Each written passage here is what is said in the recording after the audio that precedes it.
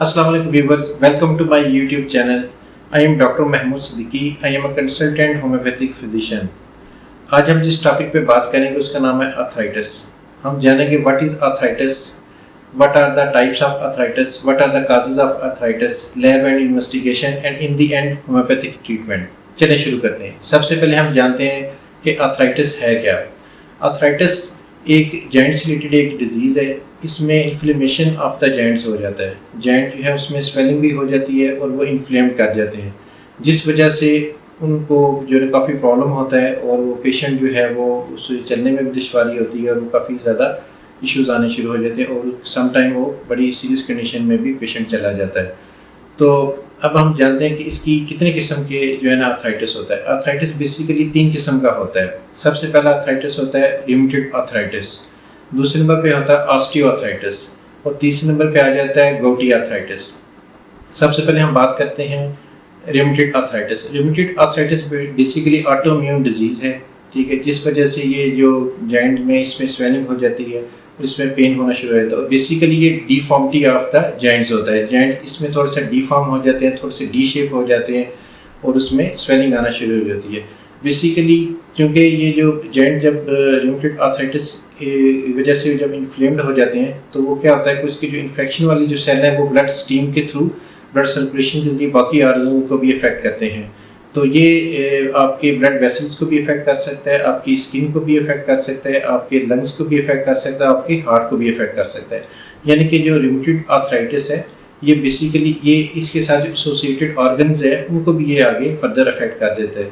और अब हम बात करते हैं नंबर 2 पे जो आता है वो हमारा आता है ऑस्टियोआर्थराइटिस। जो ऑस्टियोआर्थराइटिस है बेसिकली ये एज से रिलेटेड ये एक डिजीज़ है। इसमें जो जॉइंट का जो प्रॉब्लम आता है उसमें इन्फ्लेमेशन हो जाती है और साथ स्वेलिंग भी हो जाती है, लेकिन जो मेन इसमें काज आती है वो ये कैल्शियम की डेफिशिएंसी हो जाती है, जिस वजह से जो आपकी जो डीजनरेशन इसमें शुरू हो जाती है बोन के जो कार्टिलेज की और साइनोवियल मेम्ब्रेन की। उस वजह से फिर क्या होता है कि जब कार्टिलेज जो है वो डीजनरेशन होती है उसके बाद घिस जाता है, उसके बाद जो जॉइंट्स के दरमियान जो कार्टिलेज है उस घिसने की वजह से आपस में उनका गैप भी कम हो जाता है और जो साइनोवियल फ्लूइड है वो ड्राई हो जाता है, जिस वजह से जॉइंट्स आपस में रबिंग होती है, फिर स्टिफनेस हो जाती है, उस वजह से वो जो है गुरगुरी होकर हड्डियाँ भी घिसना शुरू हो जाती है। तो ज़्यादातर ये ओल्ड एज में ये प्रॉब्लम आना शुरू होता है। अब हम बात करते हैं गॉटी आर्थराइटिस की। जो गॉटी आर्थराइटिस है बेसिकली ये यूरिक एसिड के इंक्रीज होने की वजह से होता है और ये छोटे स्मॉल जॉइंट्स में होता है, जैसे कि आपका ये फिंगर जॉइंट हो गया, आपका ये रिस्ट जॉइंट हो गया, आपका एल्बो जॉइंट हो गया और उसके बाद आपका जो एंकल जॉइंट है। इन जॉइंट में जब यूरिक एसिड की बॉडी में मिकदार जब ज़्यादा हो जाती है, ठीक है, तो वो उस बाद में क्या होता है रिएक्शन के तौर पे आपके छोटे जॉइंट्स में पेन शुरू हो जाता है followed by inflammation of the joint.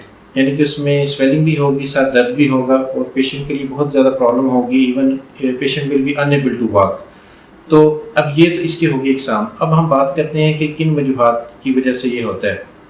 अब ज़ाहिर बात है कि अगर आपका वेट ज़्यादा है तो फिर आपको जॉइंट्स का पेन होगा। जब जॉइंट्स का पेन भी होगा आपको और उस वजह से आपको गॉटी आर्थराइटिस भी हो सकता है, आपको रियूमेटॉइड आर्थराइटिस भी होता है और ऑस्टियोआर्थराइटिस भी हो सकता है। अब हम कैसे डिफाइन करेंगे कि आपको किस किस्म का जो है ना आर्थराइटिस है। तो इसके लिए डिफरेंट टेस्ट एंड इन्वेस्टिगेशंस हैं, जैसे कि आर ए फैक्टर एक टेस्ट है, ये रियूमेटॉइड आर्थराइटिस के लिए करवाया जाता है, या सी रिएक्टिव प्रोटीन टेस्ट है वो करवाया जाता है। इसलिए बाकी जो है वो आप एक्सरेज के लिए जॉइंट्स के लिए कराया जाता है, सेकेंडरी एमआरआई करवाई जाती है, सीटी स्कैन करवाया जाता है। तो ये सारे टेस्ट है जो बेसिकली डायग्नोसिस के लिए बने हैं और जो डायग्नोज के लिए ये यूज़ होते हैं। तो उसके बाद हम बात करते हैं कि इसमें होम्योपैथिक ट्रीटमेंट क्या है। तो अब होम्योपैथिक ट्रीटमेंट में ये है कि होम्योपैथिक में बहुत अच्छी इसकी इफ़ेक्टिव मेडिसिन है जो कि आर्थराइटिस के लिए इस्तेमाल होती हैं, लेकिन इसके लिए सबसे बेस्ट चीज़ ये है कि आप किसी भी नियर बाई होम्योपैथिक डॉक्टर के पास जाएं, उन्हें आप अपनी साइन एंड सिम्टम बताएं और उसके अकॉर्डिंगली जो मेडिसिन प्रिस्क्राइब करेगा वो आप यूज़ करें प्रॉपर्ली।